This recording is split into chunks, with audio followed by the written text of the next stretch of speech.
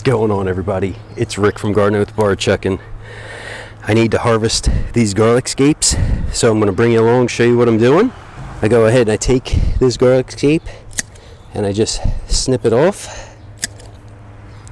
These are at the right stage as they just start to bend. If they start to actually curl, you got it just a bit too late. Kind of like how this guy is. See how it's starting to curl back around?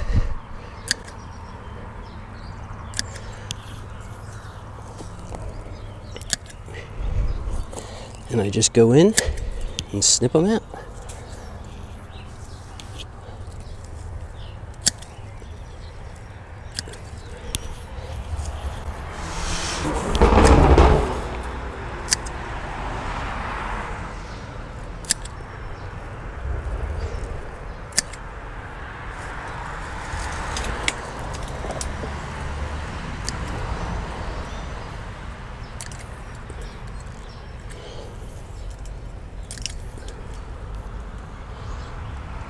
Trying to make sure that I don't miss any scapes. Oh, almost cut my microphone wire.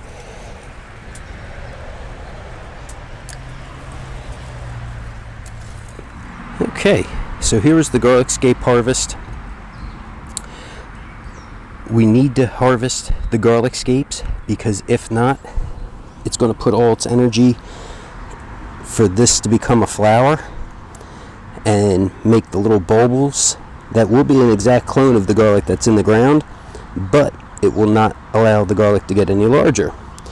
So once these are harvested, the garlic has another 2 to 4 weeks in the ground to hopefully get a little larger.